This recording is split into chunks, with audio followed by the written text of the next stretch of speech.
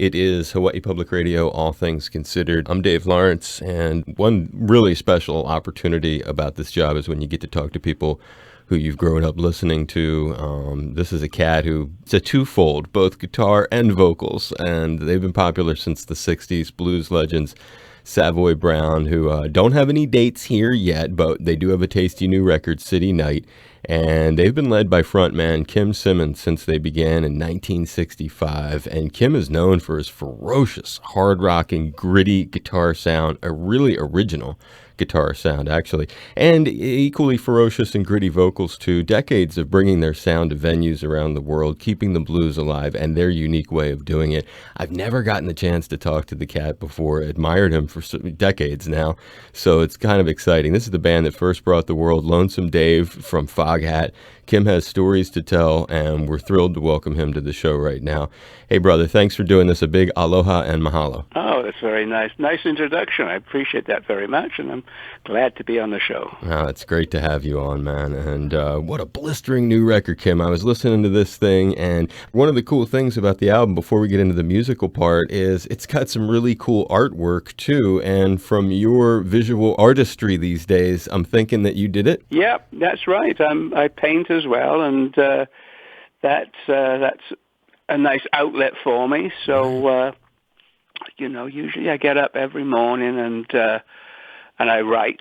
Usually, what I write turns into a song or something, and then the art keeps the muse going. I'm one of those people with an active mind, and I have to harness it and do something with it. Otherwise, it drives me crazy. So the music, painting, and what else is there?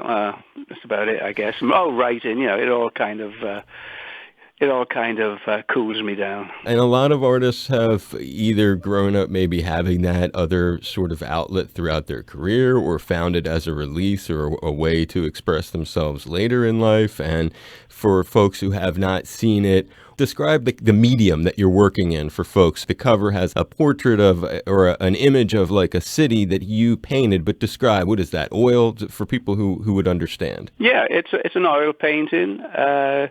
I painted it with a palette knife, and it's semi-abstract, I would call. I think my best stuff is semi-abstract, and it's an oil painting.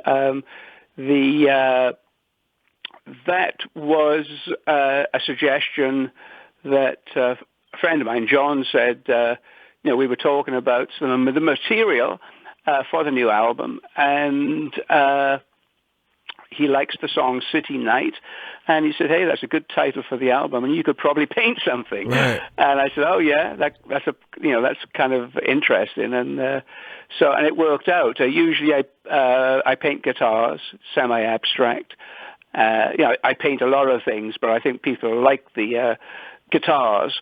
On my website, I have very reasonably priced small watercolors that I really, really like. And so I can put those kind of things into the hands of fans, as simply as mementos or something. And at the same time, of course, it's an original piece of art. So I think I like watercolors. I like painting with a palette knife, oils. I like it all. I like the quick. I like doing things quickly. Again, I was talking about my active mind, and I think that I like to. It's like playing guitar, It suits me because it's very quick. You have to. I like doing one takes in the studio, of the guitar, and I like just catching the moment. And so I think that's what happens to me with the painting, and that painting on the front cover of City Night, which is a city skyline, again was a very quick painting, and just something that I can. I don't want to labor over anything. Right. I don't want to labor over my guitar playing. I don't want to labor over anything. Not that I'm lazy in any way, shape, or form. It's just that I like to do things spontaneously. And that's just my personality. I admire people, that will take, months over a project. But that's just not me. I like to be quick about things. That says a whole lot, both about the recording process and the art, which is it's neat how they go together like that. And on that record, dialing in on this album, which to me has just got, I love your guitar sound through the years. It's one of the things sometimes when you trace back into the early years of someone and you hear their guitar and then you follow the way it has sounded through their career, you begin to realize, wow, he was on to something a long time ago. And then when I listen to this brand new recording and I think, man, how does this guy continue to sound?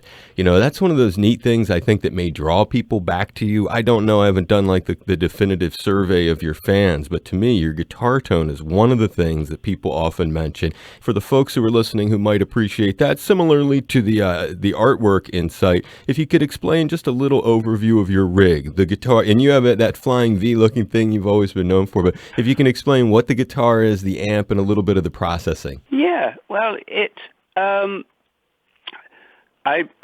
in the past, I used the Flying V a lot. It's got the humbucking pickups, and it's a Gibson. And I played that through a Marshall or, the bigger type of amps to get that kind of sound that I used. Nowadays, I use Fender amps. For the studio recording of City Night, I used a Fender amp, which is a Fender DeVille, and one of the first DeVilles ever made. And also I use an old Marshall as well that I used back in the 60s. And I used those both amps together in the studio and recorded both those amps. I played through them simultaneously. And then you get a blend of each of the sounds. I also used a slight distortion pedal, to really distort the sound even more. And I got the distortion on British blues sound, so there's not much originality in that. But I find that nowadays, of course, what I did originally, was get that sound and help invent that sound. But now I find I have to do all sorts of things to capture that same sound. It's amazing. The time goes by, and maybe the air is different these days. I don't know, but often you have to use different equipment to try to get the same sound you got years and years ago. Whereas one amp would have done it years ago. Now, I have a blend of two amps, and now I use a pedal on the floor, which has a built-in British blues sound to it, And but having said all that, and I use a Les Paul, which I've used right from the beginning as well. Throughout the years, I've used Les Pauls. Usually Gibsons with humbuckers is my sound.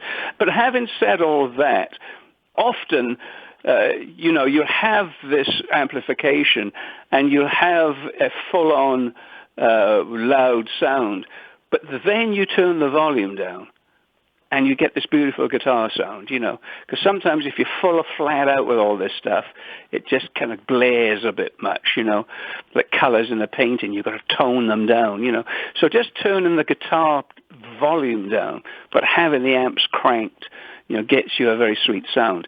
So you really have to do all that with the guitar. You have to turn the tone knob down. You have to turn the volume things down. It's not all everything on 10.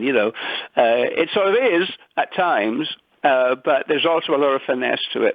And no matter what you've got, you could buy a dozen pieces of equipment with British blues guitar sound on it. And of course you have to have the touch. It has to be in your head.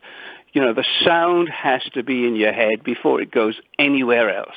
If that sound is not in your head, and if that's not who you really are, you can't fake it. Yeah, you could fake it a little bit, but it's got to be in you, and that's the sound that's got to come out, that's how I hear the guitar. I've heard that guitar sound like that from day one, Have I got lost at times along the way? Of course. It's very difficult to keep that sound in your head. It's like anything else, it can come and go.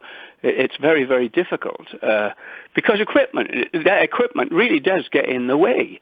There is a magic with equipment. There's no doubt about that.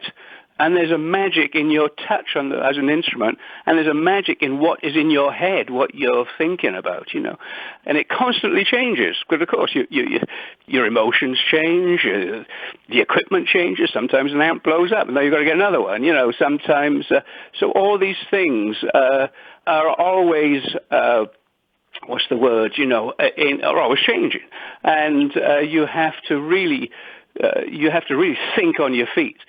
Because you have to make it work whatever you have at hand. Every time you play a live gig, it's only 65 to 70% how you want it to be a live gig. A live gig is usually very, very difficult. You don't walk on stage and have it 100% as you like it. It's sounding great. Everything is great. The atmosphere is great. Blah, blah, blah. It's never like that. Sometimes it's 40%. But you've still got to play, perform, entertain, and act as if it's completely fine. It's like an athlete. They're rarely at 100% physical state. They've got some aches, they've got some pains, they've got, their knees strapped up, they this, that, and the other, and they play through it. And it's the same with a musician. When you're on stage, it's not perfect, and you have to make it happen. And that's the case with equipment. You have to make it happen no matter what, and it has to be in your mind, in your head, in your heart, in your soul, for it to be, convincing to convince other people. Because it's like a personality. You have to be you.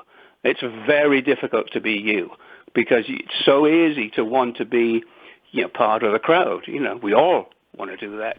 I'm lucky with my guitar playing in that no matter what I do, I'm stuck with it. My personality comes out, and for good or for bad. So. And your voice too. I mean, the thing that, and I don't hear you giving nearly enough credit to it, but from a fan's point of view, at least, I would say the same goes. A lot of what you said can be applied to the way that you harness your voice. Any singer, but you particularly through the years, the way you've leveraged it. And then there isn't one particular sound either, because when I listen through to maybe a really slower tune on the record, like Selfish World, for example, the way that kind of powerful slow blues has to be delivered versus something like Conjure Rhythm, which to me is a lot more representative of the hard rocking, evocative sound that you guys were maybe known for. And then on the flip side of that, there's also more funky tunes like Payback Time. So when I think about what you were describing is the situation really changes also song to song on this record that you put yourself in just by the nature of the composition. Well, that's a good point, and thank you for the vocal compliment. I consider myself a guitar player, but I do think that this is the same with the vocals. Whilst not having great technique at all with the vocals, there is a certain I'd like to think there's a certain uniqueness there, a different approach. And yes, I try to do a lot of varied material that can make it interesting for the listener.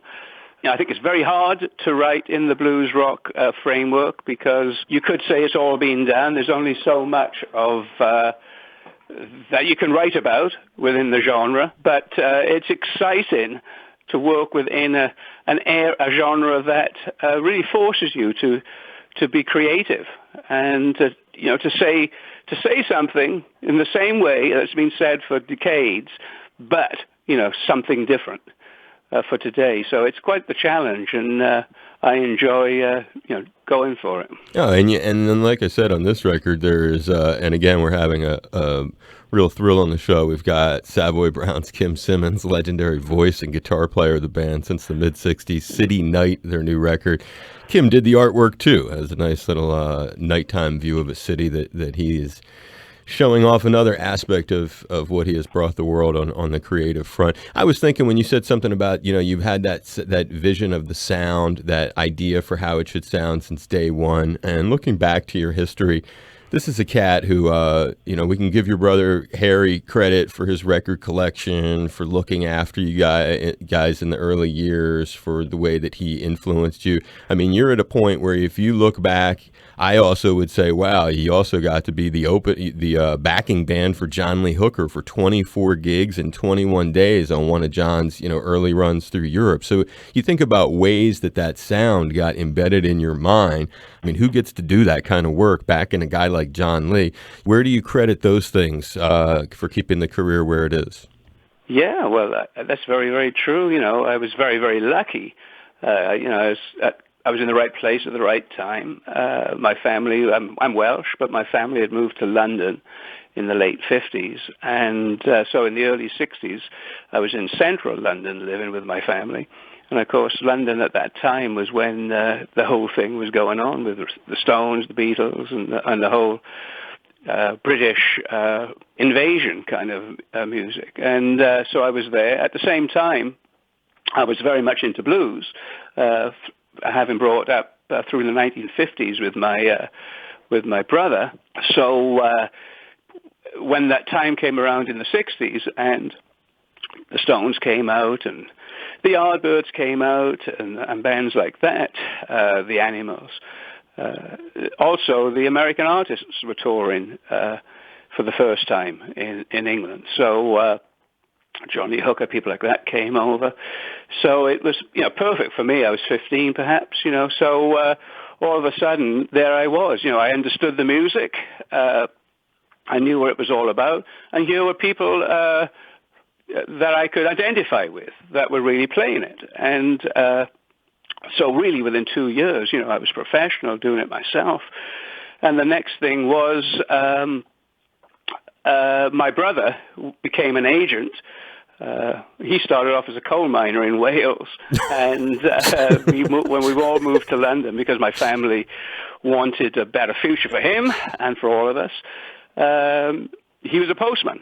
And I said to him, hey, do you want to manage me? I put the band together, And he said, sure. So we had no idea what a manager meant, but he took over and got us some clippings in the newspapers.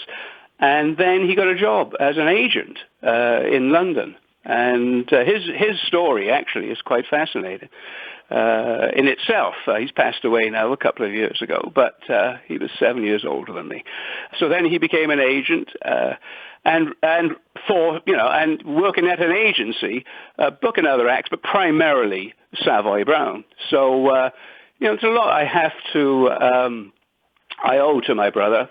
Firstly, the musical, pedigree that I grew up with, and then the fact that, he really got into the business, and I was the benefit of that.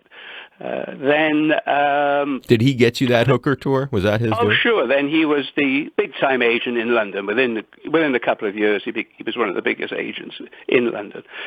So, he got us the Hooker tour and started working me, and really was on my side, of course. You need that no matter how good you are, or it doesn't matter how what dreams you have, doesn't matter what what drive you have, you have to have people, around you that can help you see that and get to your goals, So yes, he got the Hooker thing, but very quickly though, when he started booking the band, he was with an agency called London City Agency.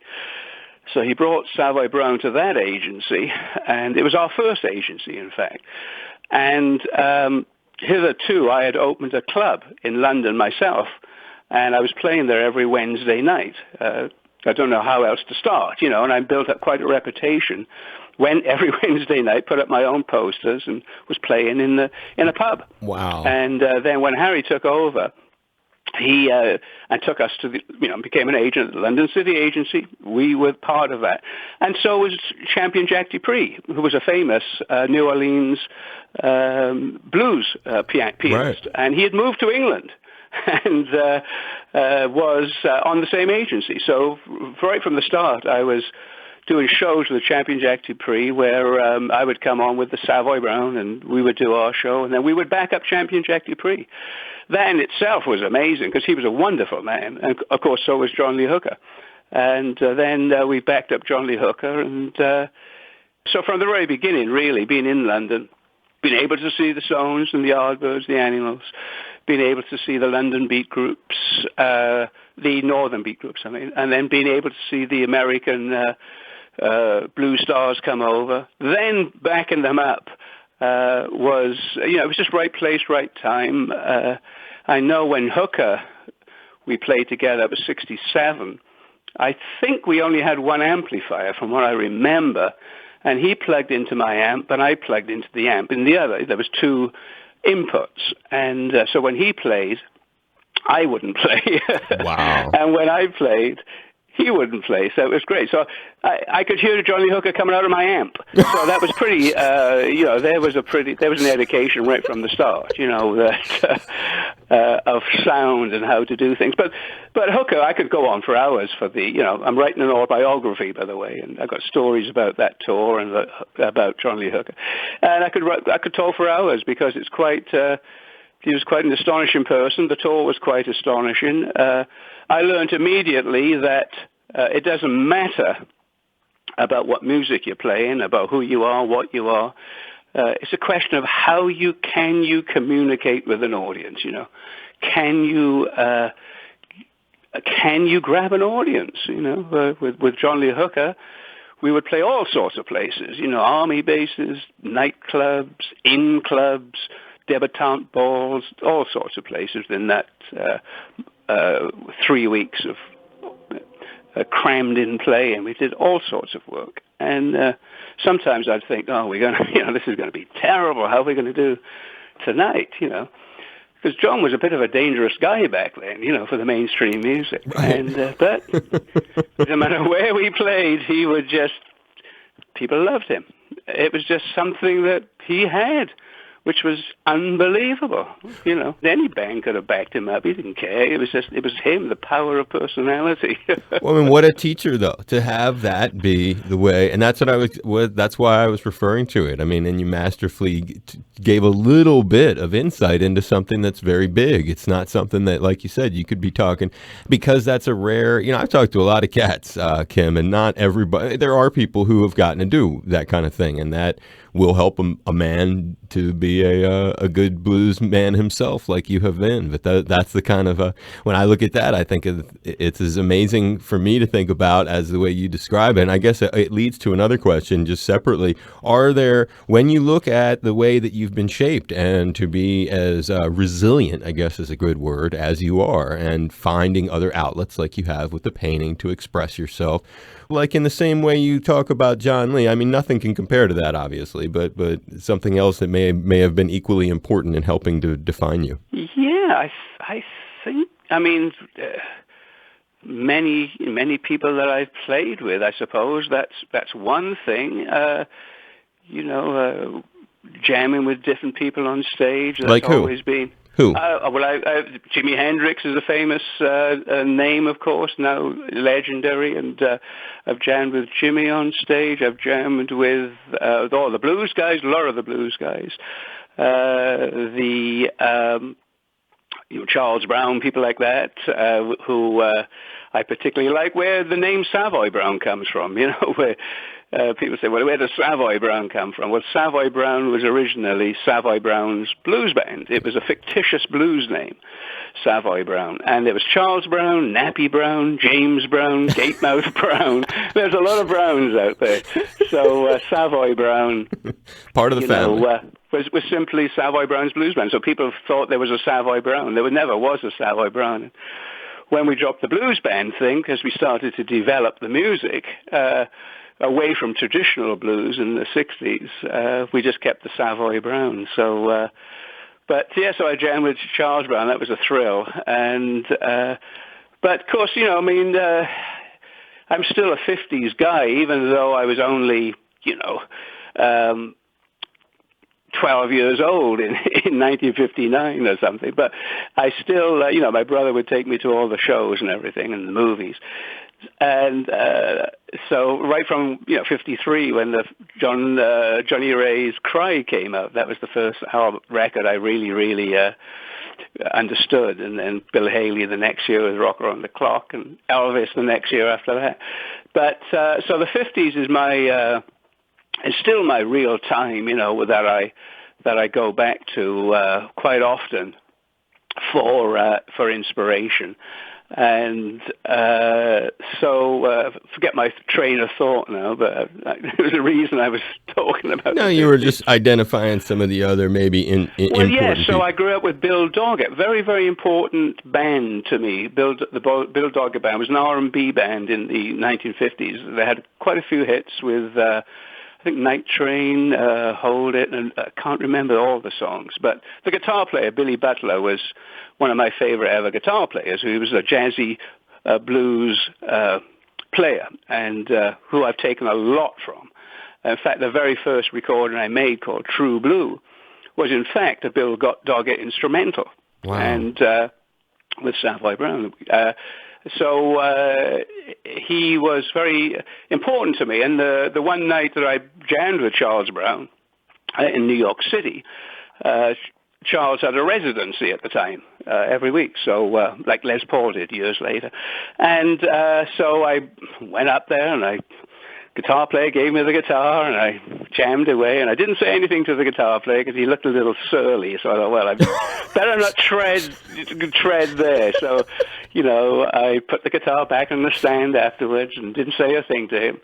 Of course, then I find out after the fact it was Billy Butler, Wow. who was, of course, my hero from when I was 10 Right. years old. So I missed my opportunity to say hello to, even though if you told me to F off, I wouldn't have minded because I was such a fan. Yes, kick me, I don't mind. But anyway, there's the story of Billy Butler, very, very important guitar player to me. And I think very important guitar player too. That's another thing with lots of guitar players. They don't understand where they're getting the licks from, a lot of them. Because maybe they get them from someone like myself, who's tread them. Right. But in fact, they're coming from somebody like Billy Butler or somebody from the 1950s. And so it's very important, I think, to I was lucky in having a brother that educated me on all the music. And, a lot of us are not so lucky to have that, perhaps. And if you listen to Billy Butler now, perhaps it would be old hat. Perhaps you just people wouldn't understand. One of those things where you had to be there, kind of thing. But of course, that's the case with everything. Anything that's historical can be just a black and white movie people can't watch, because it's black and white. But it's very important to, of course, to be very clued in historically to everything, and music in particular, because you need to know what you're playing and where it comes from. And invariably, it comes from what we're playing. I mean, obviously, it comes from the 1910 and 1920s, but in reality, probably it comes from the late 1940s when electric guitar first started.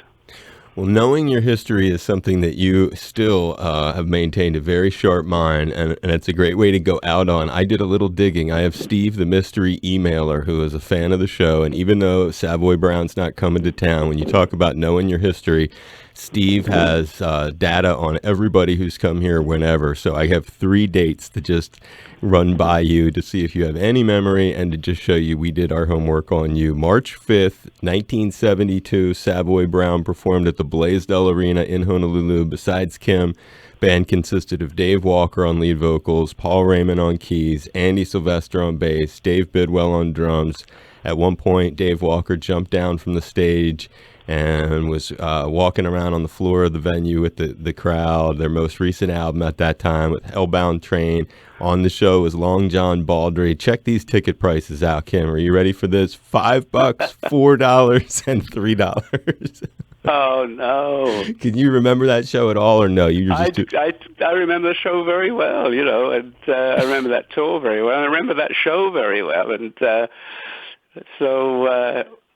that's why none of us got rich back then, right? Because the tickets were only $3. Can you stand it? And it didn't get much better in 1975. It was November 16th of that year. You play the Blaisdell Arena again, and you've got Paul Raymond on keys, Andy Pyle on bass, Tom Farnell on drums, recent album at that time, Wire Fire. On the show was Steppenwolf. What a double bill for folks that you guys brought. And the ticket prices $750, $650, and $550. Well, we were really coining it in then.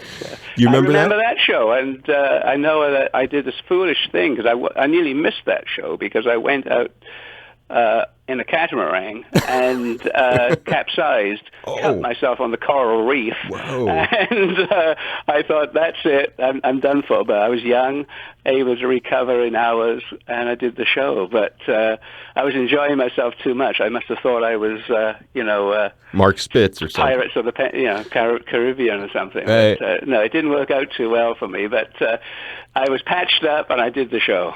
Yeah, it says at the end of the show, a grateful Kim Simmonds told the audience, "It's nice to know that we have some friends in Honolulu." Any interaction with Steppenwolf at that, or no? Not at that show, but Other we times? have done shows over the years, and Played together or something? I'm a big fan of of Steppenwolf and John Kay, and so I'm happy to say I've had many a conversation with him in particular. Great voice. Great voice, great guy. And, so often as not, when you're on double bills or in bigger bills or in period without any bills at all, even with your friends, sometimes it's difficult. Right, you're busy. To socialize because, of course, you're working.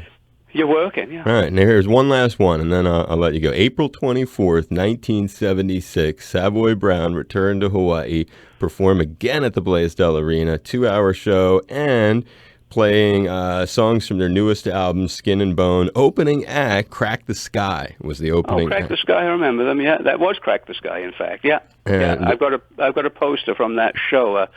I kept my head about me through all the 70s and would try to collect posters. I can't believe I had that ability to do that. And you have the Hawaii one. one. Have that poster. In fact, I do have that poster around somewhere. Hey, probably moth-eaten by now, I bet it's worth more than the ticket prices. They were $750, $650, $550. No wonder. Oh dear. Oh yeah, of course. Yeah, that's those are the days. Value for money, but. The poor artists weren't doing so great, I'm afraid to say. It's been a lot of fun today. We are so lucky to get to talk with Kim Simmonds, Savoy Brown, one of the legendary voices and guitar players who has kept the blues alive all these years, City Night, keeping it alive with a brand new record, and that's his artwork on the cover when you're taking a look at it. Kim, I hope that this was fun for you, sharing some memories, remembering stuff, and just talking about the record here. I really enjoyed getting to talk with you today, brother. Well, thank you for supporting me. Thank you for promoting the new album. Of course, it means a lot to me, and hope to talk to you again soon. You're an animal. Aloha, my friends. This is Kim Simmonds from Savoy Brown. It's a pleasure to join you for the Pledge Drive. We're here on Hawaii Public Radio. I've been a guest with my friend right here, Dave Lawrence. Please make a pledge to support All Things Considered. Here's how to do it, and a big mahalo for your helping hand. You have a future in radio, Kim Simmonds. Look at you. I'm giving you a hug and a high five. I had so much fun. Thank you for doing this, brother. It was so much fun. Thank you, Dave, very much, and keep in touch there, okay? I will, bro. Be safe. Thank you. Bye-bye. Bye-bye.